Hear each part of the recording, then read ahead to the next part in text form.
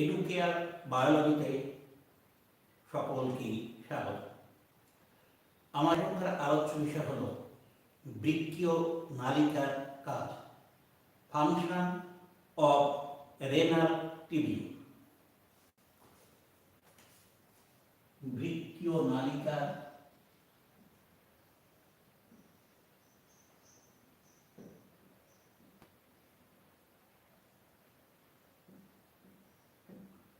বিভিন্ন অংশে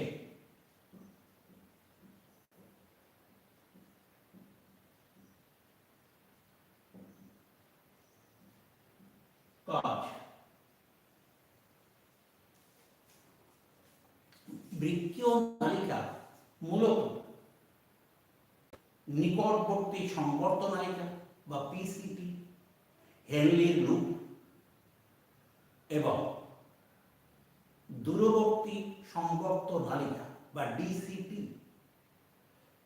আর বৃক্কীয় নালিকা বাদে আরেকটি অংশ যেটা প্রকৃত অর্থে বৃক্কীয় নালিকার অংশ নয়, তবু তার কাজকে এখানে আমি বলবো সংগ্রাহী নালিকা। এছাড়া ম্যালপিজিয়ান কণিকার কাজও আমি পৃথক পৃথকভাবে আলোচনা করব। এই যে অংশগুলো ম্যালপিজিয়ান কণিকা, বৃক্কীয় নালিকা, সংগ্রাহী নালিকা, এদের সমষ্টিগত কাজই হল মূত্র উৎপাদন করা। তা প্রথমত বৃক্কীয় নালিকার কাজ আমি লিখেছি, তবুও ম্যালপিজিয়ান কণিকার কাজ অর্থাৎ নেপথুনের বিভিন্ন কাজটি আমি এখানে বলব। প্রথম অংশ হচ্ছে এক, ম্যালপিজিয়ান কণিকা। ম্যালপিজিয়ান কণিকা এর কাজ। ম্যালপিজিয়ান কণিকা গঠিত হয়েছে গ্লোমেরুলাস এবং বার্মান ক্যাপসুল।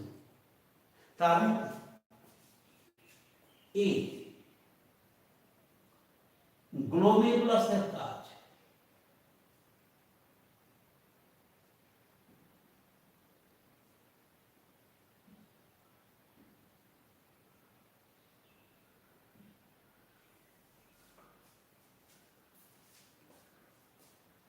গ্লোমেরুলাসের কাজ মূলত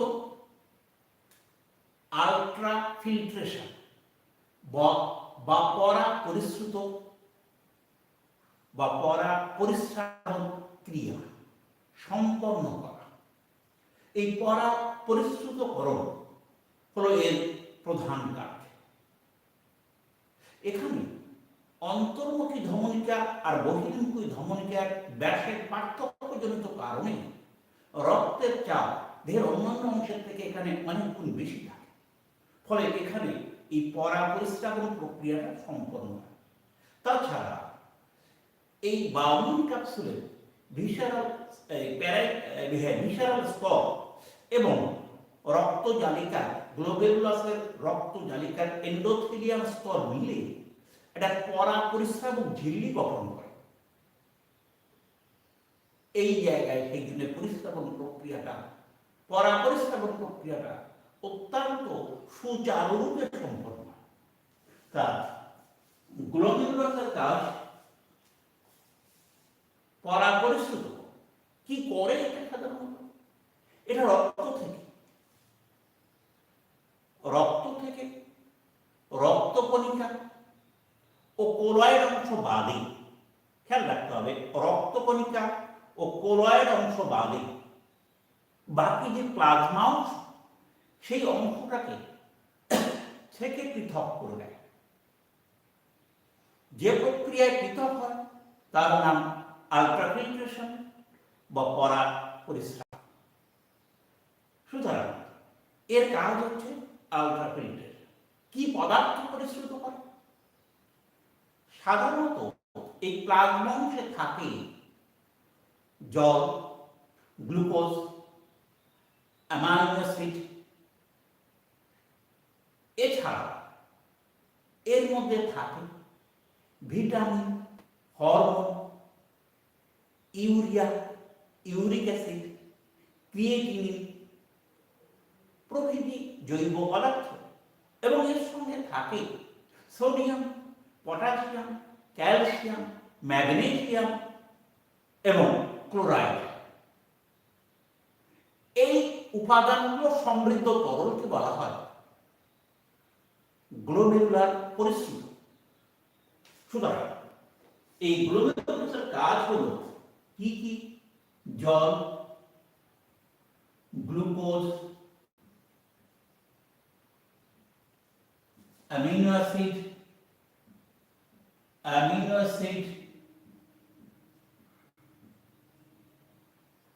সহ vitamin,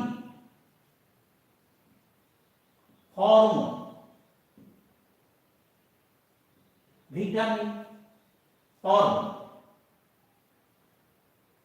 urea, uric acid,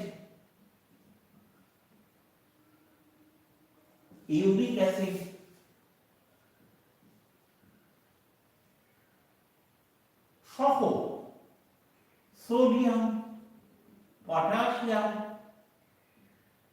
calcium, chloride, sodium, potassium, calcium, chloride, magnesium প্রভৃতি আয়ন, এই জিনিসগুলো একত্রিত হয়ে যে তরল তৈরি করে তার নাম গ্লোমেরুলার পরিস্রুত। এটা যে প্রক্রিয়ায় পরিস্রুত হয় তার নাম পরাপরিস্রাবণ। এটাকে পরিস্রুত করে বামন ক্যাপসুলে যে গহ্বরে প্রেরণ করে। নেক্সট বি, বামন ক্যাপসুলের কাজ। বাউম্যান ক্যাপসুলের কাজ, এই বাউম্যান ক্যাপসুল সাধারণত এই গ্লোমেরুলার পরিস্রুত তরলকে গ্রহণ করে এবং বৃক্কীয় নালিকায় প্রেরণ করে। তারপর গ্লোমেরুলার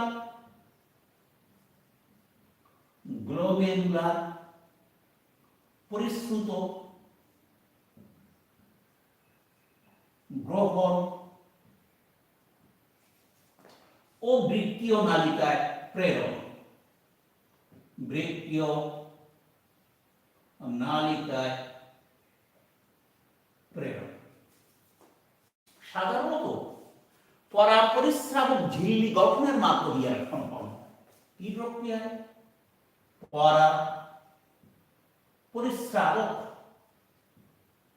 পরিস্রাবক ঝিল্লি গঠন এ অংশগ্রহণ করে। এই দুটো হলো এই গ্লোমেরুলাসের কাজ এবং বাউম্যান ক্যাপসুলের কাজ। সামগ্রিকভাবে এই ম্যালপিজিয়ান করা পরাপরিস্রাবণ প্রক্রিয়ার মাধ্যমে এই কাজ করেছে। এবার নেক্সট 2, বৃক্কীয় নালিকার বিভিন্ন অংশ।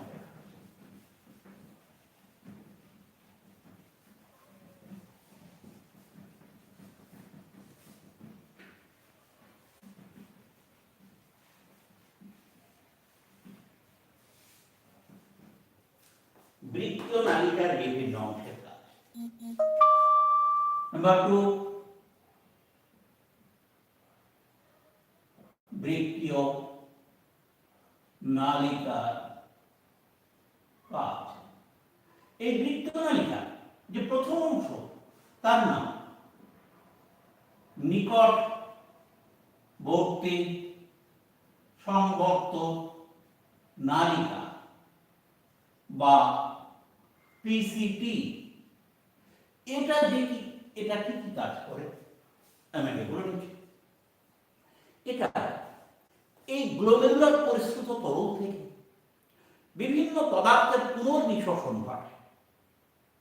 তার মধ্যে কিছু আছে সক্রিয় পদ্ধতিতে, কিছু আছে নিষ্ক্রিয় পদ্ধতিতে, আর এই ক্ষরণ ঘটায় কিছু পদার্থ সক্রিয় পরিবহন পদ্ধতি। তাহলে এর প্রথম কাজ হল পুনর্নিঃশোষণ। পুনর্নিঃশোষণ কি কি পদার্থের পুনর্নিঃশোষণ ঘটে? প্রথমত, এর মধ্যে এই গ্লোমেরুলার পরিস্থিত তরলে যে গ্লুকোজ থাকে তার বেশিরভাগ অংশ, প্রায় সমুদয় গ্লুকোজ, অ্যামিনো অ্যাসিড,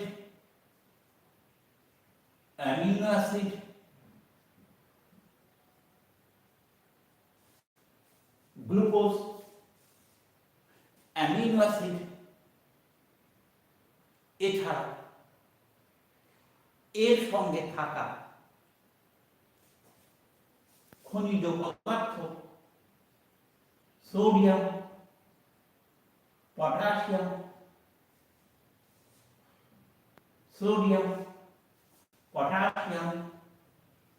ক্যালসিয়াম এবং chloride, glucose, amino acid, sodium, potassium, calcium, sodium, potassium এবং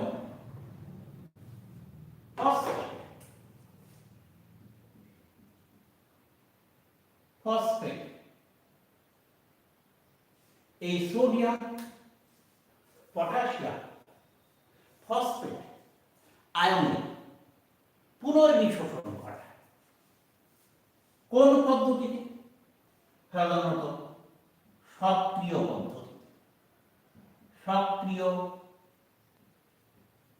পদ্ধতি। এছাড়া জল,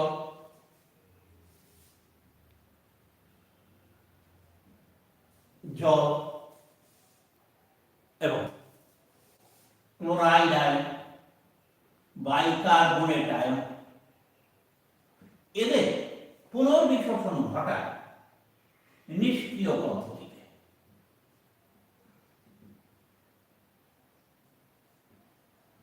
এছাড়া সামান্য পরিমাণ ইউরিয়া, এর পুনর্নিঃশোষণ ঘটায় নিষ্ক্রিয় পদ্ধতিতে। এছাড়া এর কাজ হচ্ছে ক্ষরণ। বিভিন্ন পদার্থে ক্ষরণ করে, বিশেষ করে যে রক্ত জালিকা একে পরিবৃত করে রাখে, সেই রক্ত জালিকা থেকে সক্রিয়ভাবে কিছু পদার্থ শোষণ করে এই গ্লোমেরুলার পরিস্থিত তরলে ক্ষরণ করে, যাকে বলা হয় খরিত পদার্থ। এই খরিত পদার্থের মধ্যে থাকে বিভিন্ন প্রকার পদার্থ। কি? ক্রিয়েটিনিন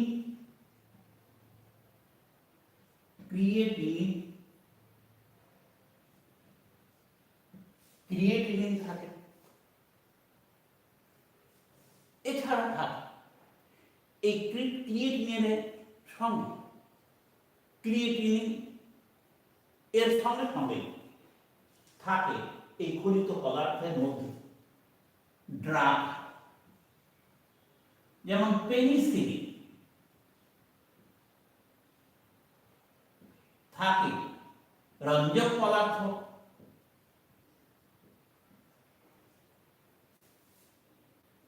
এই জিনিসগুলো সাধারণত সক্রিয় পরিবহন পদ্ধতি। এটা সক্রিয় পরিবহন পদ্ধতি ক্ষরণ করে। নাম্বার নিকটবর্তী সমর্থন, এটা কাজের পরে আসছে এখানে ভুল লিখলাম, এটা রোমান অন দিতে হবে, এটা এখানে রোমান টু। এবার কি বি, হেনলি লুপের কাজ, হেনলি লুপ, এটাও পুনর্বিশোষণ ও ক্ষরণে শব্দ। তার মধ্যে প্রথমে এটা সাধারণত পুনর্বিশোষণ ঘটায় sodium ion, potassium ion, chloride. Sodium আর পটাশিয়াম আয়ন, ক্লোরাইড, এরা সাধারণত সক্রিয় পদ্ধতিতে পুনর্বিশোষণ ঘটায়, সক্রিয় পদ্ধতিতে। এটা পুনঃশোষণ বা পুনর্বিশোষণ,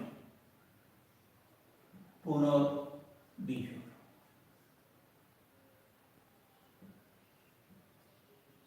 ধরা, আচ্ছা এবার কি, এটা সাধারণত নিষ্ক্রিয় পদ্ধতিতে পুনর্বিশোষণ ঘটায়, জল, জলের পুনর্বিশোষণ বা পুনঃশোষণ ঘটায়